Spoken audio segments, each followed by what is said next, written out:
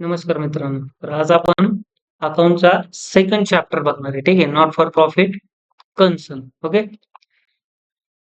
Book keeping and accountancy दुसरा chapter बघणार आहे. पहिल्या चॅप्टरची व्हिडिओ आपण शेअर केलेली आहे चॅनलवरती. Not for profit concern. Not for profit concern म्हणजे काय? नॉट कन्सर्न म्हणजे संस्था. अशा संस्था ज्या प्रॉफिटसाठी काम करत नाहीत. त्याला म्हणतात नॉट फॉर प्रॉफिट कन्सर्न. ठीक आहे. आता याचं मीनिंग बघणार आहे. पहिलं आपण मीनिंग काय आहे? Not for profit concerns are those concern which are not started to earn profit but give service to people and society at minimum wages or free of cost. Not for profit concern म्हणजे संस्था. अशा संस्था ज्या not started to earn profit म्हणजे profit कमवण्यासाठी काम करत नाहीत. ठीक आहे. But give service to people लोकांना सेवा देण्याचं काम करतात. ॲट मिनिमम वेजेस म्हणजे कमीत कमी पैशामध्ये. ठीक आहे. असं काय असतं सोसायटी हे असतं हॉस्पिटल असतात, शाळा असतात बघा, ज्या कमीत कमी पैशामध्ये फी असते त्यांची. सरकारी शाळा असतात, सरकारी हॉस्पिटल असतं. ठीक आहे. किंवा संस्था पण असतात. आता इथे NIBMला एक हे त्यांचं चॅरिटेबल ट्रस्ट आहे. जे काय करतात कमीत कमी पैशामध्ये सोनोग्राफी करतात, एक्स-रे काढतात. ठीक आहे. तर अशा ज्या संस्था आहेत त्यांना म्हणतात नॉट फॉर प्रॉफिट कन्सर्न. ठीक आहे. पुढे त्यांचा पॉइंट दिलेला आहे their main objective is to give service to people. त्यांचा उद्देश असा असतो की लोकांना सेवा द्यायचं, प्रॉफिट कमवायचा नाही. ठीक आहे.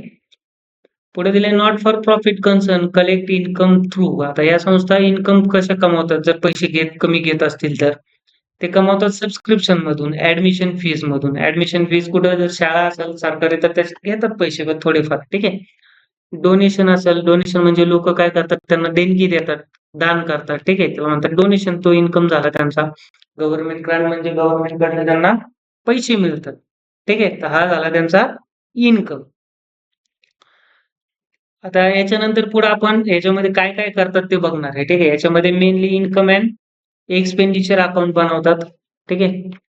Income and expenditure account. आता हे एक्झाम्पल दिलेलं आहे तुम्हाला. फ्री हॉस्पिटल असतात, फ्री स्कूल असतात, हे ग्राउंड असतं फ्रीमध्ये. ठीक आहे. त्याचे पैसे चार्ज करत नाही आणि केलं तरी एकदम कमी असतं. ठीक आहे. तर हे त्याचे एक्झाम्पल आहे. हेच आपल्याला प्रॉब्लेम मध्ये येणार आहे. ठीक आहे. स्कूलचा प्रॉब्लेम येईल किंवा एखाद्या हॉस्पिटलचा प्रॉब्लेम येईल किंवा स्पोर्ट क्लब असतील जे फ्रीमध्ये देतात सर्व्हिस. ठीक आहे. गव्हर्नमेंटचे खेळण्यासाठी लोकांना अलाउड असतं तिथं. ठीक आहे. फ्रीमध्ये.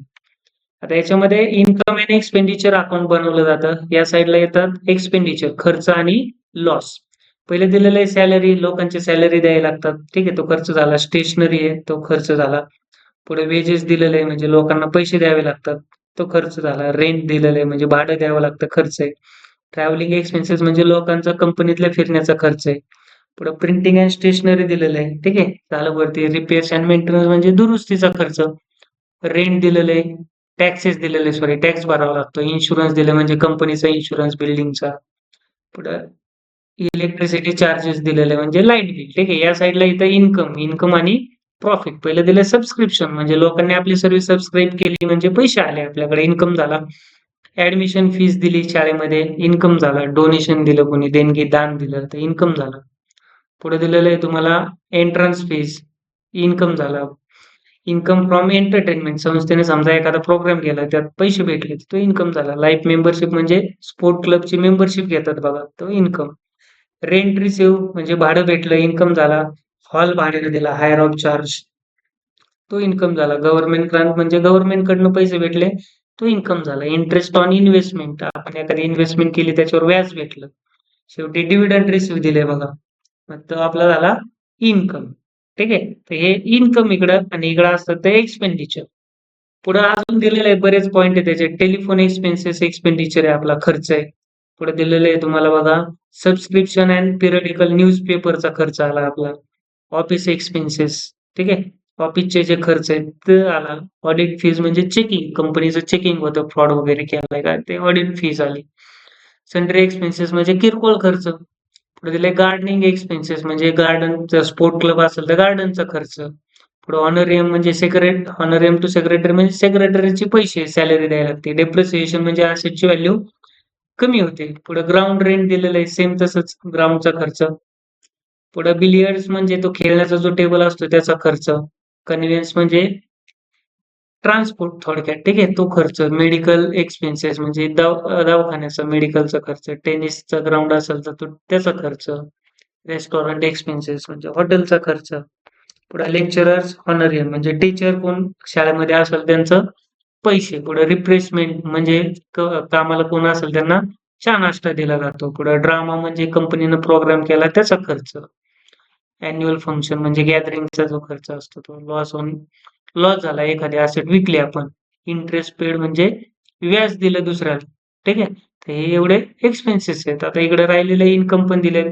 ग्राउंड रेंट म्हणजे ग्राउंडचं भाडं आलं आपल्याला, भाड्याने दिलं असेल. Income from charity. चॅरिटी म्हणजे लोकांनी पैसे दिले, ड्रामा करून आपल्याला पैसे भेटले, त्याला म्हणतात ड्रामा रिसिप्ट. टेनिस कोर्ट म्हणजे भाड्यानं दिला आणि पैसे भेटले. बिलियर्ड्स फीज म्हणजे पूलमध्ये खेळताना लोकांकडून पैसे भेटतात. रेस्टॉरंट रिसिप्ट, कंपनीचं छोटंसं रेस्टॉरंट असेल संस्थेचं त्याचे पैसे. सबस्क्रिप्शन, अॅन्युअल फंक्शन, ठीक आहे. लोकांनी सेल ऑफ ओल्ड रद्दी विकून पैसे भेटले, इन्कम आहे. मिसलेनियस सन्ड्री इन्कम, किरकोळ इन्कम असतो. Profit on sale of asset म्हणजे एखादे असेट विकले आणि प्रॉफिट झालं. तर हे सर्व येतं इन्कम अँड एक्सपेंडिचर अकाउंट, ठीक आहे. आता याच्यानंतर पुढं बॅलन्स शीट दिलेली आहे आपल्याला. बॅलन्स शीट म्हणजे लॅबिलिटी. लॅबिलिटी म्हणजे देणं, हे तर तुम्हाला माहितीच आहे, ठीक आहे. पुढे दिलेलं आहे तुम्हाला फंड म्हणजे कोणत्या याच्यासाठी फंड द्यावा लागतो आपल्याला, देणं झालं. पुढे क्रेडिटर्स म्हणजे ज्यांना पैसे द्यावे लागतात. लोन्स दिलेले, बँकेकडनं लोन घेतलं म्हणजे देणं झालं, कर्ज झालं.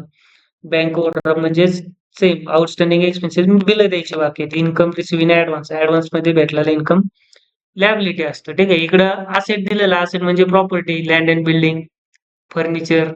त्याच्यानंतर पुढे मशिनरी दिले, ते प्रॉपर्टी आहे आपली, ठीक आहे. प्लेग्राऊंड, खेळायचं मैदान असेल एखाद्या क्लबचं तर ते प्रॉपर्टी आहे. लायब्ररी, बुक्स असेल, बुक्स म्हणजे पण प्रॉपर्टी, ठीक आहे. पुढे दिले व्हेइकल. व्हेइकल म्हणजे कंपनीचे ट्रक वगैरे असतील, मोटर व्हॅन असेल, असेट आहे. स्पोर्ट इक्विपमेंट म्हणजे खेळण्याचं साहित्य, ते प्रॉपर्टी झाली. इन्व्हेस्टमेंट, कुठेतरी आपण फ्लॅट घेतला, जमीन घेतली, इन्व्हेस्टमेंट केलं, प्रॉपर्टी आहे. स्पेशल फंड, फिक्स डिपॉझिट दिले. फिक्स डिपॉझिट म्हणजे बँकेत पैसे ठेवले. स्पेशल फंड म्हणजे स्पेशल फंड मध्ये इन्व्हेस्टमेंट केली आपण, ठीक आहे. त्याच्यानंतर पुढे दिले करंट असेट. करंट असेट मध्ये येतं stock of stationery, stock of drugs, stock of sport material. आता हे स्टॉक ऑफ काय असतं सांगतो तुम्हाला. याच वर्षीचं आहे पण ते मटेरियल आपण वापरलेलं नाही. स्टेशनरी वापरली नाही, ड्रग्स वापरले नाही, स्पोर्ट मटेरियल वापरलं नाही. म्हणजे ते काय झालं, आपलं प्रॉपर्टी झाली. पुढे cash in hand, cash at bank तर येतं कंपल्सरी येतं असेटला, तुम्हाला पहिल्या चॅप्टर मध्ये समजलं असेल. तर इथं दिलंय लोन्स गिव्हन. लोन्स गिव्हन म्हणजे दुसऱ्याला आपण लोन दिले, ते लोन काय आपल्याकडं येणं आहे, ठीक आहे.